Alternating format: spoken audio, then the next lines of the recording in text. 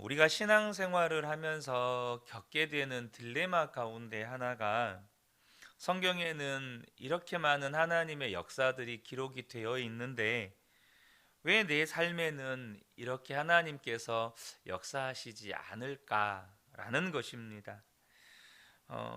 성경에는 너무나도 많은 하나님의 역사들이 기록이 되어 있지만 내 삶을 돌아보면 하나님께서 그런 역사를 행하신 게 있나? 이런 생각이 드는 거죠. 성경에 기록된 대로 하나님께서 역사를 해주신다면 당장 내가 전도를 하더라도 사람들이 다 예수님 믿을 것 같고 주변에 예수 안 믿는 가족들도 내 삶을 통해서 나타나는 하나님의 역사를 본다면 그냥 다 한순간에 예수님 믿고 돌아올 것 같은데 사실 내 삶을 돌아보면 이 성경에 기록된 이런 놀라운 역사들을 사실 좀 찾아보기가 어렵다라는 것이 우리의 실제적인 고민이고 또 고백이죠. 오늘 이 시편은 어쩌면 그런 부분에 대해서 우리가 깊이 한번 생각해 보고 또 그 부분에 대해서 우리에게 진짜 우리가 경험하고 있는 은혜에 눈을 뜨게 해주는 본문이라고 할 수 있겠습니다. 시편 18편은 많은 분들이 알고 있는 유명한 성경인데요. 그 이유가 1절 때문입니다. 이 1절의 말씀을 아마 대부분 다 암송을 하고 계실 것이고 또 이 1절의 말씀으로 찬양도 이렇게 지어져서 나온 곡들이 많다 보니까 그렇죠. 나의 힘이신 여호와여 내가 주를 사랑하나이다. 이게 저와 여러분의 고백인 줄로 믿습니다. 이 시편 18편은 다윗이 모든 대적에게서부터 이렇게 구원받고 특별히 사울 왕의 손에서 완전히 벗어나던 때에 하나님께 노래했던 하나님께서 자신의 삶에 행하신 놀라운 구원과 또 은혜를 찬양했던 시입니다. 여러분 다윗이 그렇게 노래할 만하지 않습니까? 실제로 다윗이 오늘 이 찬양에 이 고백했던 것처럼 놀라운 구원의 은혜를 다윗이 경험을 했습니다. 2절과 3절을 보면 여호와는 나의 반석이시요 나의 요새시요 나를 건지시는 이시요 나의 하나님이시요 내가 그 안에 피할 나의 바위시요 나의 방패시요 나의 구원의 뿌리시요 나의 산성이시로다. 내가 찬송 받으실 여호와께 아뢰리니 내 원수들에게서 구원을 얻으리로다. 지금 다윗이 수많은 하나님의 구원의 이름을 이렇게 반석, 요새, 건지시느니 또 나의 피할 바위, 방패, 구원의 뿔, 산성 이렇게 하나님의 구원의 이름을 찬양을 하고 있습니다. 6절을 보면 내가 환난 중에 여호와께 아뢰며 나의 하나님께 부르짖었더니 그가 그의 성전에서 내 소리를 들으시며 그의 입에서 나의 부르짖음이 그의 귀에 들렸도다. 지금 다윗이 하나님께 자신을 구원해 달라고 기도했다는 것이고 또 하나님은 다윗의 기도를 들으시고 놀랍게 응답하셨다는 고백입니다. 7절과 13절을 보면 이에 땅이 진동하고 산들의 터도 요동하였으니 13절에 여호와께서 하늘의 우레소리를 내시고 지존하신 이가 음성을 내시며 우박과 숯불을 내리시도다. 이것은 다윗이 구약의 출애굽 사건을 인용한 고백입니다. 인용한 시입니다. 그러니까 구약의 하나님께서 산에서 터가 요동하고 하나님의 영광으로 임하시고 또 우박과 또 숯불을 내리시면서 이스라엘 백성들을 애굽에서 구원하시고 그런데 자신의 삶에도 그렇게 하나님께서 그와 같이 그렇게 놀라운 구원의 역사를 행하셨다는 고백이죠. 여러분 이 고백 다윗의 찬양을 들으실 때 어떤 생각이 들으십니까? 내 삶에도 하나님께서 이렇게 하늘의 우레소리와 같이 또 하늘에서 불과 우박을 내리심과 같이 이렇게 정말 기적적으로 정말 사람들이 기적이라고 다 인정할 수밖에 없는 그런 역사를 내 삶 가운데도 행하여 주시면 좋겠다. 그러면 다 하나님의 뜻대로 살게 될 것 같고, 또 예수 안 믿는 사람들에게도 예수님을 이야기하면 그냥 다 믿을 것 같아요. 이것이 우리의 영적인 갈망이면서 한편으로는 또 우리 안에 있는 영적인 좌절이죠. 왜 하나님은 내 삶 속에서 권능의 하나님으로 경험되지 않는 것인가?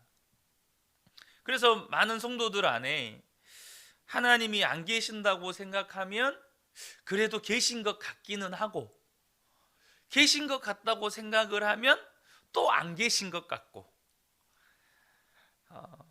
그래서 교회를 나오기는 하지만 분명하게 하나님을 믿는다고 말하기도 그렇고, 또 안 믿는다고 말하자니 지옥 갈 것 같고, 이것이 너무 많은 성도들의 신앙의 상태고 현실입니다. 여러분, 예수를 믿는 나의 삶에 왜 하나님은 역사하시지 않은 것 같을까요? 여러분, 꼭 보셔야 할 것이요, 이 부분에 대해서 이 질문을 하기 전에 우리가 다른 질문을 한번 해보자고요. 하나님이 지금 역사를 하지 않으신 겁니까? 아니면 하나님이 역사를 하고 계시는데 내가 하나님이 역사를 하지 않으신다고 느끼는 것입니까? 전자일까요? 후자일까요? 이 부분에 대해서 우리가 먼저 명확한 결론을 내셔야 합니다. 하나님이 진짜 역사를 하고 계시지 않는 것입니까? 아니면 하나님이 역사를 하고 계시는데 나는 역사를 하지 않는다고 느끼는 것입니까? 여러분, 후자입니다. 그러니까 우리가 하나님께서 내 삶에 권능으로 역사하시지 않는다고 느끼고 생각하는 건 우리가 정말 하나님이 역사하고 계심을 보는 믿음의 눈이 열리지 않았다는 뜻입니다. 하나님은 다윗이 경험했던 것보다 더 놀랍게 구원의 역사와 권능을 베풀고 계십니다. 단지 너무나도 많은 성도들이 이것을 깨닫지 못할 뿐이죠. 여러분, 물고기가 바닷속에 살잖아요. 그런데 그 물고기가 바다를 느끼고 살까요? 물론 우리가 물고기가 안 돼서 모르지만, 여러분, 우리가 공기를 마시며 삽니다. 그런데 우리가 공기를 늘 의식하며 삽니까? 우리의 심장이 늘 뛰고 있습니다. 그런데 그 심장이 뛰고 있다는 것을 우리가 의식하고 삽니까? 그렇지 않죠. 여러분, 저와 여러분이 분명하게 아셔야 될 것은 하나님의 은혜와 권능은 이미 우리의 삶에 충만하다는 것입니다. 그런데 그것을 많은 성도들이 전혀 느끼지 못할 수가 있다는 거예요. 하나님의 은혜와 권능은 내 삶을 덮고 있는데 그 하나님을 믿는 성도들은 그 하나님의 은혜와 권능을 전혀 의식하지도 인식하지도 느끼지 못할 수 있다는 겁니다. 어느 한 성도님이 교통사고로 하반신 마비가 되셨습니다. 그분의 고백이 교통사고가 나기 전에는 자신은 원망과 불평이 정말로 많은 사람이었다는 거예요. 그런데 이제 교통사고가 나서 다른 사람의 도움 없이는 정말 살아가기 힘든 처지가 되다 보니 자신이 얼마나 하나님의 은혜 속에서 살아가고 있었는지를 알게 되었다는 겁니다. 그때는 자기가 눈을 뜨지 못했을 뿐이지 여전히 자신은 하나님의 놀라운 은혜 속에서 살고 있었다는 거예요. 그런데 지금도 그렇다는 겁니다. 처음에 교통사고가 났을 때 하반신 마비 판정을 받게 됐을 때 어떻게 하나님께 기도를 했냐면, 하나님, 그렇게 될 수만 있다면 교통사고 이전으로 돌아가고 싶습니다. 그렇게 해주신다면 정말 늘 찬송하고 감사만 하면서 살겠습니다. 이런 고백을 했대요. 그런데 지금은 아니라는 거예요. 하반신 마비가 되신 분이 무슨 기쁨과 감사가 있겠습니까? 저는 하반신 마비가 아니고 한쪽 다리만 다쳐도 거의 2년 동안 원망과 불평 속에서 지냈었는데, 그런데 하나님께서 다시 깨닫게 해주셨다는 거예요. 교통사고 전이나 지금이나 하나님이 부어주신 은혜는 여전히 자신의 삶을 충만하게 덮고 있다는 겁니다. 여러분, 하반신 마비인데 무슨 은혜가 넘칠까요? 교통사고가 나던 날 하나님이 자신의 생명을 취하지 않는 게 원망이었대요. 하나님, 차라리 이럴 거면 데려가시지, 뭐 하려고 이 상태로 살게 하십니까? 그런 원망이 나오더래요. 그런데 하나님께서 은혜를 주신 게 준비 안 된 채 하나님 앞에 가지 않게 해주신 것. 그래서 지금 하나님 앞에 갈 준비를 할 수 있는 시간을 주신 것이 너무 감사하다는 것입니다. 여전히 두 손은 마음대로 쓸 수 있고, 사랑하는 가족들과 대화할 수 있고, 사랑과 감사를 고백할 수 있고, 자녀들에게 믿음의 유산을 물려줄 수 있는 시간을 주신 것. 그렇게 너무나도 많은 감사의 제목들이 그냥 눈앞에 보이더라는 거예요. 생각해 보니까 여전히 하나님의 은혜가 자신의 삶을 덮고 있더라는 것입니다. 여러분, 혹시 나는 왜 이렇게 복이 없을까? 왜 하나님이 내 인생에는 정말로 권능으로 역사하시지 않으실까? 그런 생각을 가지고 계시다면 다시 한번 우리의 삶을 믿음으로 돌아볼 수 있는 은혜가 있기를 축복합니다. 여러분, 하나님이 역사하시지 않음이 아니고 하나님이 여전히 역사하고 계시는데 내가 그것을 보지 못하고 있는 것입니다. 여러분, 하나님은요, 우리 가운데 부족함이 없이 놀라운 권능과 은혜로 우리와 함께 하신다는 거예요. 우리 근혜교회 성도님들 가운데 한 분도 예외가 없습니다. 시편 18편에서 지금 다윗이 고백하는 것이 하나님께서 놀라운 은혜로 자신의 삶에 역사하셨다는 고백입니다. 그런데 여러분, 이 다윗이 지금 하나님 앞에 그것을 고백하고 감사하고 찬양하는 것보다 우리가 지금 받은 은혜와 구원의 역사가 더 놀랍습니다. 무엇입니까? 바로 십자가의 은혜가 그렇다는 것입니다. 우리 모두에게 넘치는 하나님의 권능이 바로 이 십자가의 은혜라는 거예요. 어떤 분들은 또 이야기하니까 실망스럽게 느껴지시는 분도 계실란가 모르겠습니다. 그게 무슨 대단한 능력이고 권능입니까? 여러분, 에베소서 말씀은 우리가 흔히 바울이 기록한 교회론이다라고 많은 성경학자들이 또 신학자들이 이야기합니다. 물론 그렇습니다. 에베소서 말씀은 교회에 대한 말씀이 주를 이룹니다. 그런데요, 그 에베소서 말씀에 기록된 이 말씀 가운데 너무나도 놀라운 사도 바울의 기록이 있는데요, 그게 뭐냐면 하나님께서 우리에게 베푸신 이 구원의 은혜는요, 하늘에 있는 권세들도 하나님께서 우리 인생들에게 베푸신 구원의 은혜를 통해서 하나님의 지혜를 배운다고 말씀합니다. 그러니까 하늘에 있는 권세가 누굽니까? 천사들이죠.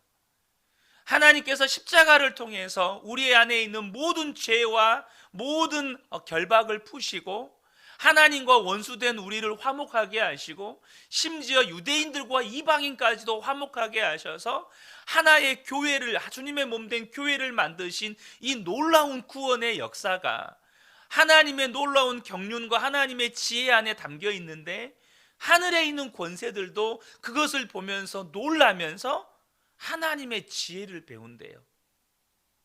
여러분, 우리를 덮고 있는 이 하나님의 은혜가요, 천사들이 보면서 놀라게 만들어버리는 놀라운 하나님의 지혜가 담겨 있는 역사입니다. 천사들도 몰랐던 거예요. 그 놀라운 천사들도 몰랐던 거예요. 그런데 이 십자가를 보면서 하나님이 베푸신 구원의 은혜를 보면서 천사들도 놀란다고 이야기를 해요. 하물며 예수를 믿는 우리가요, 하나님께서 베푸신 구원의 은혜가 우리의 삶을 덮고 있다 보니까 이제는 놀라지도 않아요. 너무나도 당연한 이 은혜에 대해서 감격하지도 않아요. 그리고 여전히 믿음의 눈이 닫혀 있어서 하나님께서 우리에게 베푸신 은혜를 오히려 잘 몰라요. 그래서 사도 바울이 에베소서 말씀에서 그렇게 에베소 교회 성도들을 향해서 기도하는 게 뭐냐면, 너희에게 베푸신 하나님의 은혜를 알기 원한다는 거예요. 새로운 은혜를 부어주시기를 원하는 게 아니라 이미 너희에게 베푸신 하나님의 은혜의 넓이와 깊이와 높이와 길이를 정말로 하나님께서 너희의 믿음의 눈을 열어서 알게 해주시기를 원한다는 것이었습니다. 사랑하는 성도 여러분, 우리에게 있는 문제는 뭐냐 하면, 하나님이 우리에게 베푸신 은혜가 너무나도 큰데 우리가 그것을 잘 알지 못한다는 거예요. 믿음의 눈이 열리지 못하다 보니까 하나님께서 우리에게 베푸신 은혜가 어떠한지를 모르고, 이 성경을 보면서, 이 다윗의 역사를 보면서 왜 하나님은 나에게 이렇게 권능으로 역사해 주시지 않는가? 여러분, 우리가 받은 은혜가 뭡니까? 저와 여러분이요, 정말로 일평생 마귀와 죄와 사망의 종로로 달 처지에 있었는데 이제는 하나님의 자녀된 권세를 누릴 수 있는 복을 십자가의 은혜로 받게 되었습니다. 우리는 지옥에 끌려가는, 지옥으로 갈 수밖에 없는 지옥 자식들이었는데 이제는 천국의 자녀가 되었습니다. 우리에게는 예비된 천국이 있고, 어제 말씀을 통해서 나누었겠지만 이 땅에서부터 우리는 하나님 나라를 누리며 사는 거예요.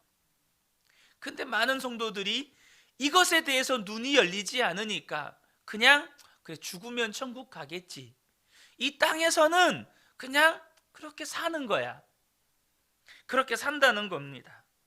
오늘 본문에서 다윗이 경험한 은혜, 어떤 은혜입니까? 대적의 손에서 구원받은 은혜예요.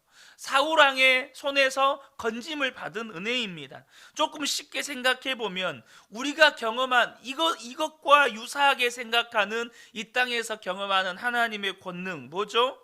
그냥 죽을 병에서 건짐받고, 사업이 망했는데 다시 재기하게 되고, 꼭 시험에 합격해야 되는데 그 시험에 합격하게 되고, 정말로 어려운 문제가 해결이 되고, 그런 거 아닙니까?